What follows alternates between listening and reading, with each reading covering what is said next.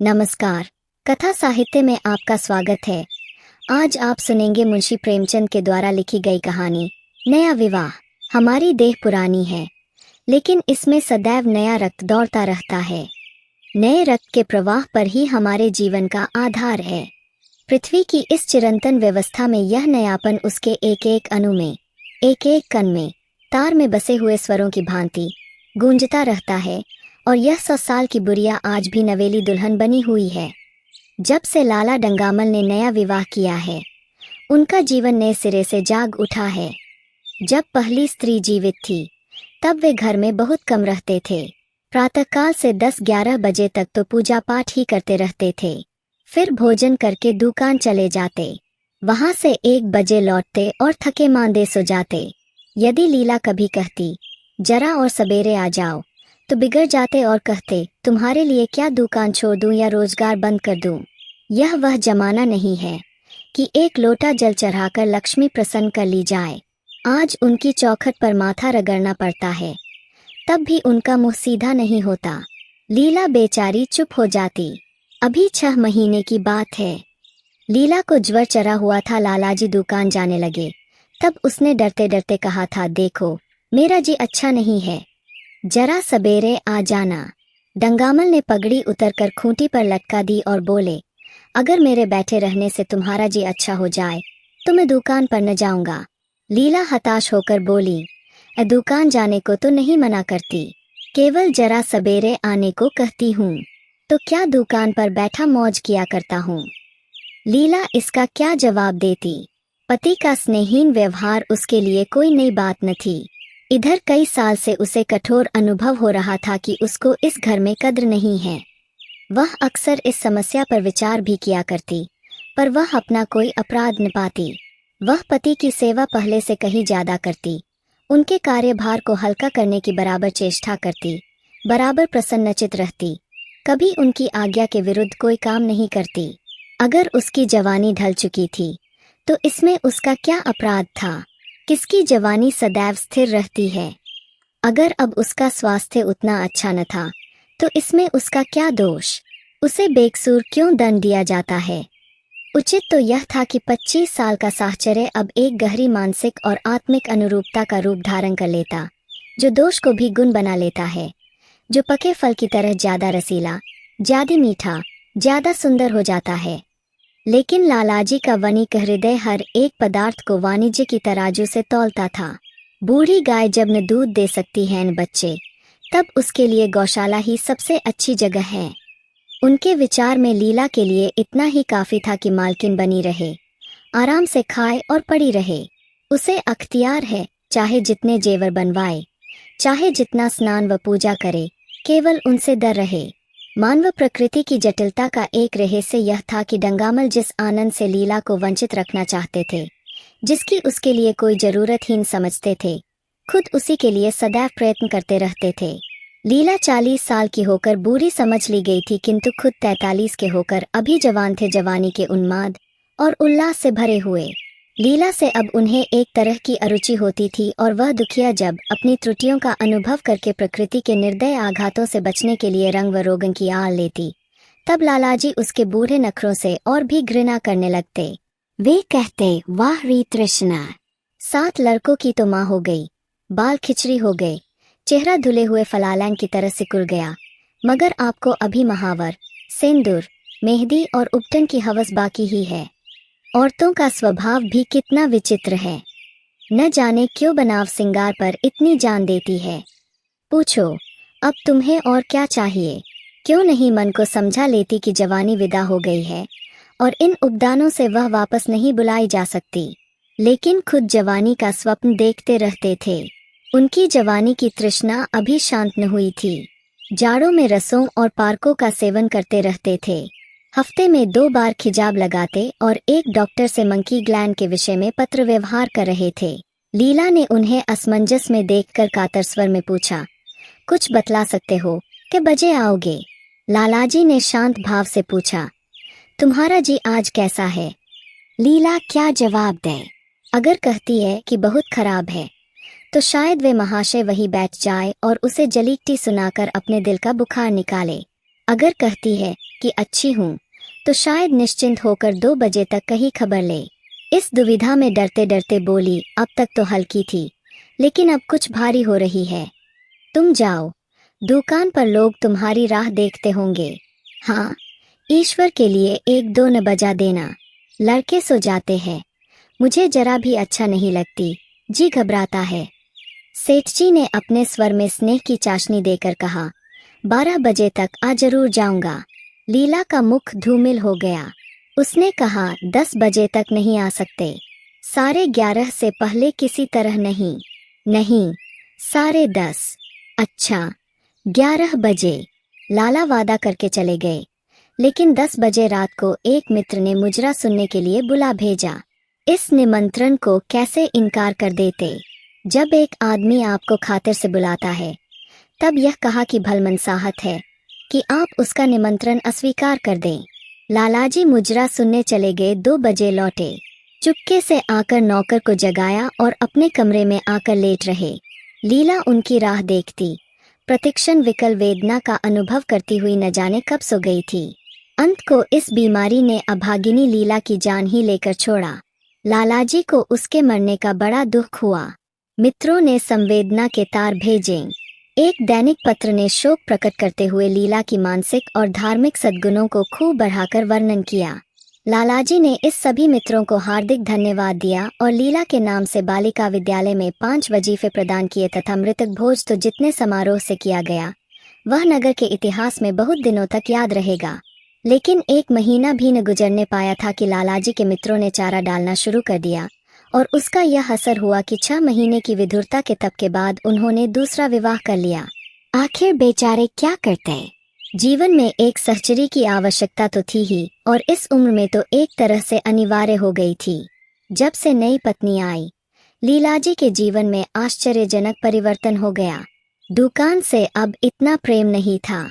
लगातार हफ्तों न जाने में भी उनके कारोबार में कोई हर्ज नहीं होता था। जीवन के उपभोग की जो शक्ति दिन दिन क्षीण होती जाती थी, अब वह छींटे पाकर सजीव हो गई थी। सूखा पेड़ हरा हो गया था, उसमें नई नई कोपले फूटने लगी। मोटर नई आ गई थी, कमरे नए फर्नीचर से सजा दिए गए थे, नौकरों की भी संख्या बढ़ गई थी। रेडियो आ पहुंचा था और प्रतिदिन नए नए उपहार आते रहते थे। लालाजी की बूढ़ी जवानी जवानों की जवानी से भी प्रखर हो गई थी, उसी तरह जैसे बिजली का प्रकाश चंद्रमा से ज्यादा स्वच्छ और मनोरंजक होता है। लालाजी को उनके मित्र इस रूपांतर पर बधाइयां देते, जब वे गर्व के साथ कहते, भाई हम तो हमेशा जवान रहे और हमेशा जवान रहेंगे। बुढ़ापा यहाँ आए तो उसके मुंह में कालिख लगाकर गधे पर उल्टा सवार करा के शहर से निकाल दे। जवानी का उम्र से उतना ही संबंध है जितना धर्म का आचार से, रुपए का ईमानदारी से, रूप का श्रृंगार से। आजकल के जवानों को आप जवान कहते हैं, उनकी 1000 जवानियों को अपने 1 घंटे से भी बदलूंगा। मालूम होता है उनकी जिंदगी में कोई उत्साह ही नहीं, कोई शौक नहीं। जीवन क्या है? गले में पड़ा हुआ एक ढोल है। यही शब्द घटा बढ़ाकर वे आशा के हृदयपटल पर अंकित करते रहते थे। उससे बार बार सिनेमा, थिएटर और दरिया की सैर के लिए आग्रह करते रहते, लेकिन आशा को न जाने क्यों इन बातों में जरा भी रुचि न थी। वह जाती तो थी, मगर बहुत टाल टूट के बाद। एक दिन लालाजी ने आकर कहा, चलो आज बजरे पर दरिया की सैर करें। वर्षा के दिन थे, दरिया चढ़ा हुआ था। मेघमालाएं अंतर्राष्ट्रीय सेनाओं की भांति रंग बिरंगी वर्दियां पहने आकाश में कवायद कर रही थीं। सड़क पर लोग मलार और बारहमासा गाते चलते थे। बागों में झूले पड़ गए थे। आशा ने बेदिली से कहा, मेरा जी तो नहीं चाहता। लालाजी ने मृदु प्रेरणा के साथ कहा, तुम्हारा मन कैसा है जो आमोद प्रमोद की ओर आकर्षित नहीं होता? चलो जरा दरिया की सैर देखो। सच कहता हूँ, बजरे पर बड़ी बहार रहेगी। आप जाए, मुझे और कई काम करने हैं। काम करने के लिए आदमी है। तुम क्यों काम करोगी? महाराज अच्छे सालन नहीं पकाता। आप खाने बैठेगे तो यूं ही उठ जाएंगे। लीला अपने अवकाश का बड़ा भाग लालाजी के लिए तरह तरह का भोजन पकाने में लगाती थी। उसने किसी से सुन रखा था कि एक विशेष अवस्था के बाद पुरुष के जीवन का सबसे बड़ा सुख रसना का स्वाद ही रह जाता है। लालाजी की आत्मा खिल उठी। उन्होंने सोचा कि आशा को उनसे कितना प्रेम है कि दरिया की सैर को उनकी सेवा के लिए छोड़ रही है। एक लीला थी कि मान न मान चलने को तैयार रहती थी, पीछा छुड़ाना पड़ता था, ख्वामख्वाह सिर पर सवार हो जाती थी और सारा मजा किरकिरा कर देती थी। स्नेह भरे उल्हने से बोले, तुम्हारा मन भी विचित्र है। अगर एक दिन सालन फीका ही रहा, ऐसा क्या तूफान आ जाएगा? तुम तो मुझे बिल्कुल निकम्मा बनाए देती हो। अगर तुम न चलोगी तो मैं भी न जाऊंगा। आशा ने जैसे गले से फंदा छुड़ाते हुए कहा, आप भी तो मुझे इधर उधर घुमा घुमा कर मेरा मिजाज बिगाड़ देते हैं। यह आदत पड़ जाएगी तो घर का धंधा कौन करेगा? मुझे घर के धंधे की रत्ती भर भी परवाह नहीं, बाल की नोक बराबर भी नहीं। मैं चाहता हूँ कि तुम्हारा मिजाज बिगड़े और तुम इस गृहस्थी की चक्की से दूर रहो। और तुम मुझे बार बार आप क्यों कहती हो? मैं चाहता हूँ तुम मुझे तुम कहो, तू कहो, गालियाँ दो, धौल जमाओ। तुम तो मुझे आप कहकर जैसे देवता के सिंहासन पर बैठा देती हो। मैं अपने घर का देवता नहीं, चंचल बालक बनना चाहता हूँ। आशा ने मुस्कराने की चेष्टा करके कहा, भला मैं आपको तुम कहूंगी? तुम बराबर वाले को कहा जाता है कि बड़ों को? मुनीम ने 1 लाख के घाटे की खबर सुनाई होती तो भी शायद लालाजी को इतना दुख न होता जितना आशा के इन कठोर शब्दों से हुआ। उनका सारा उत्साह, सारा उल्लास जैसे ठंडा पड़ गया। सिर पर बाकी रखी हुई फूलदार टोपी, गले में पड़ी हुई जोगिए रंग की चुनी हुई रेशमी चादर, वह तंजेब का बेलदार कुर्ता जिसमें सोने के बटन लगे हुए थे, यह सारा ठाठ कैसे उन्हें हाथ से जंग जान पड़ने लगा, जैसे वह सारा नशा किसी मंत्र से उतर गया हो। निराश होकर बोले, तो तुम्हें चलना है या नहीं? मेरी जी नहीं चाहता तो मैं भी न जाऊंगा। मैं आपको कब मना करती हूँ? फिर आप कहा। आशा ने जैसे भीतर से जोर लगाकर कहा, तुम, और उसका मुखमंडल लज्जा से आरक्त हो गया। हाँ, इसी तरह तुम कहा कहो। तो तुम नहीं चल रही हो। अगर मैं कहूँ तुम्हें चलना पड़ेगा तब चलूंगी। आपकी आज्ञा मानना मेरा धर्म है। लालाजी आज्ञा न दे सके। आज्ञा और धर्म जैसे शब्द उनके कानों में चुभने से लगे। खिसियाते हुए बाहर को चल पड़े। उस वक्त आशा को उन पर दया आ गई। बोली, तो कब तक लौटोगे? मैं नहीं जा रहा हूँ। अच्छा, तो मैं भी चलती हूँ। जैसे कोई जिद्दी लड़का रोने के बाद अपनी इच्छित वस्तु पाकर उसे पैरों से ठुकरा देता है, उसी तरह लालाजी ने मुंह बनाकर कहा, तुम्हारा जी नहीं चलता तो न चलो। मैं आग्रह नहीं करता। आप नहीं, तुम बुरा मान जाओगे। आशा गई लेकिन उमंग से नहीं। जिस मालूमी वेश में थी उसी तरह चल खड़ी हुई। न कोई सजीली साड़ी, न जड़ाऊ गहने, न कोई सिंगार, जैसे कोई विधवा हो। ऐसी ही बातों पर लालाजी मन में झुझला उठते थे। ब्याह किया था जीवन का आनंद उठाने के लिए, झिलमिलाते हुए दीपक में तेल डालकर उसे और चटक करने के लिए। अगर दीपक का प्रकाश तेज न हुआ तो तेल डालने से लाभ। न जाने इसका मन क्यों इतना शुष्क और नीरस है, जैसे कोई ऊसर का पेड़ हो, कितना ही पानी डालो उससे हरी पत्तियों के दर्शन होगे। जड़ाऊ गहनों से भरी पेटारियां खुली हुई है। कहाँ से मंगवाए, दिल्ली से, कलकत्ते से, फ्रांस से। कैसी कैसी बहुमूल्य साड़ियां रखी हुई है। एक नहीं, सैकड़ों, पर केवल संदूक में कीड़ों का भोजन बनने के लिए। दरिद्र घर की लड़कियों में यही ऐब होता है। उनकी दृष्टि सदैव संकीर्ण रही है। न खा सके, न पहने सके, न दे सके। उन्हें तो खजाना भी मिल जाए तो यही सोचती रहेगी कि खर्च कैसे करें। दरिया की सैर तो हुई, पर विशेष आनंद न आया कई महीनों तक। आशा की मनोवृत्तियां जगाने का असफल प्रयत्न करके लालाजी ने समझ लिया कि इनकी पैदाइश ही मुहर्रमी है, लेकिन फिर भी निराश न हुए। ऐसे व्यापार में एक बड़ी रकम लगाने के बाद वे उसे में अधिक से अधिक लाभ उठाने की वनिक प्रवृत्ति को कैसे त्याग देते। विनोद की नई नई योजनाएं पैदा की जाती। ग्रामोफोन अगर बिगड़ गया है, गाता नहीं या साफ आवाज नहीं निकलती तो उसकी मरम्मत करानी पड़ेगी। उसे उठाकर रख देना तो मूर्खता है। इधर बूढ़ा महाराज एकाएक बीमार होकर घर चला गया था और उसकी जगह उसका 17-18 साल का जवान लड़का आ गया। कुछ आवाज गवार था, बिल्कुल झंगा, उजड, कोई बात ही न समझता था। जितने फुलके बनाता उतनी तरह के। हाँ, एक बात समान होती, सब बीच में मोटे होते, किनारे पतले।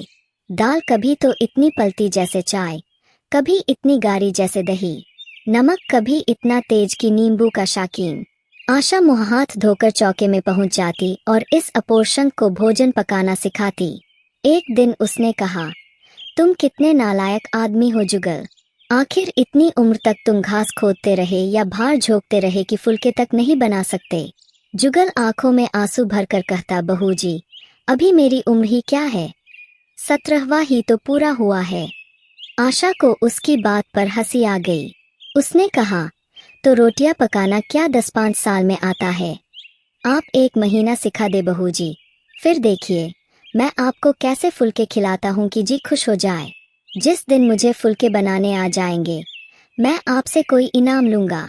सालन तो अब मैं कुछ कुछ बनाने लगा हूँ, क्यों न? आशा ने हौसला बढ़ाने वाली मुस्कुराहट के साथ कहा, सालन नहीं, वो बनाना आता है। अभी कल ही नमक इतना तेज था कि खाया न गया। मसाले में कचांद आ रही थी। लालाजी ने फिर आकर जलते हुए मन से कहा, अभी तक तुम्हारी रोटियां नहीं पकी जुगल। अगर कल से तूने अपने आप अच्छी रोटियां पकाई तो मैं तुझे निकाल दूंगा। आशा ने तुरंत हाथ मुंह धोया और बड़े प्रसन्न मन से लालाजी के साथ गमले देखने चली। इस समय उसकी छवि में प्रफुल्लता का रौनक था, बातों में भी जैसे शक्कर घुली हुई थी। लालाजी का सारा खिसियानापन मिट गया था। उसने गमलों को क्षुब्ध आंखों से देखा। उसने कहा, मैं इनमें से कोई गमला न जाने दूंगी, सब मेरे कमरे के सामने रखवाना। सब कितने सुंदर पौधे हैं, वाह, इनके हिंदी नाम भी मुझे बतला देना। लालाजी ने छेड़ा, सब गमले क्या करोगी, 10-5 पसंद कर लो, शेष मैं बाहर रखना दूंगा। जी नहीं, मैं एक भी न छोड़ूंगी, सब यहीं रखे जाएंगे। बड़ी लालचिन हो तुम। लालचिन ही सही, मैं आपको एक भी न दूंगी, 2-4 तो दे दो, इतनी मेहनत से लाया हूँ। जी नहीं, इनमें से एक भी न मिलेगा। दूसरे दिन आशा ने अपने को आभूषण से खूब सजाया और फिरोजी साड़ी पहनकर निकली।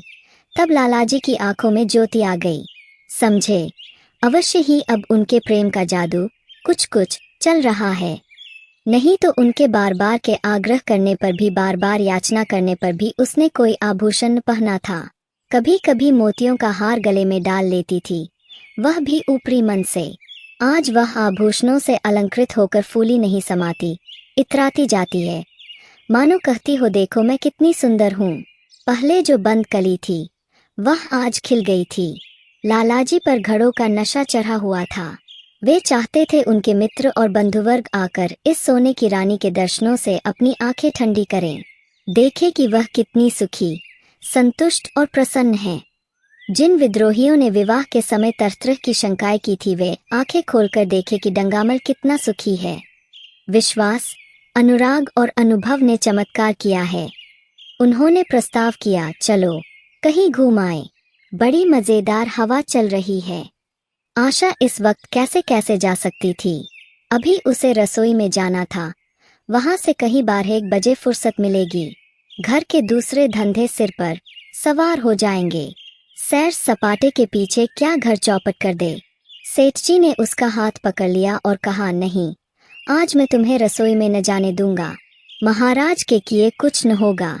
तो आज उसकी शामत भी आ जाएगी। आशा के मुख पर से वह प्रफुल्लता जाती रही, मन भी उदास हो गया। एक सोफा पर लेटकर बोली, आज न जाने क्यों कलेजे में मीठा मीठा दर्द हो रहा है। ऐसा दर्द कभी नहीं होता था। सेठ जी घबरा उठे, यह दर्द कब से हो रहा है? हो तो रहा है रात से ही, लेकिन अभी कुछ कम हो गया था, अब फिर होने लगा है।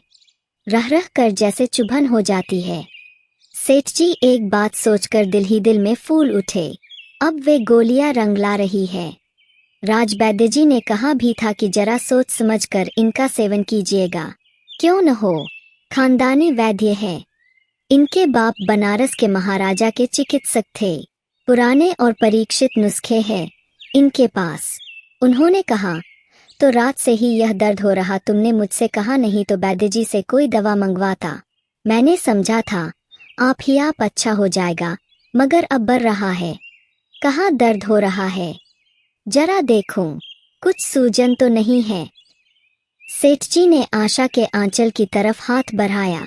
आशा ने शर्माकर सिर झुका लिया। उसने कहा, यह तुम्हारी शरारत मुझे अच्छी नहीं लगती। मैं अपनी जान से मरती हूँ, तुम्हें हंसी सूझती है। जाकर कोई दवा ला दो। सेठ जी अपने पुंसत्व का यह डिप्लोमा पाकर उससे कहीं ज्यादा प्रसन्न है जितना राय बहादुरी पाकर होते। इस विजय का डंका पीटे बिना उन्हें कैसे चैन आ सकता था? जो लोग उनके विवाह के विषय में द्वेष में टिप्पणियां कर रहे थे, उन्हें नीचा दिखाने का कितना अच्छा अवसर हाथ आया है। और इतनी जल्दी। मोटर की आवाज आई। न जाने कैसे आशा के सिर का अंचल खिसककर कंधे पर आ गया। उसने जल्दी से अंचल खींचकर सिर पर कर लिया और यह कहती हुई अपने कमरे की ओर लपकी कि लाला भोजन करके चले जाए, तब आना। धन्यवाद। आप सुन रहे थे प्रेमचंद की कहानी नया विवाह।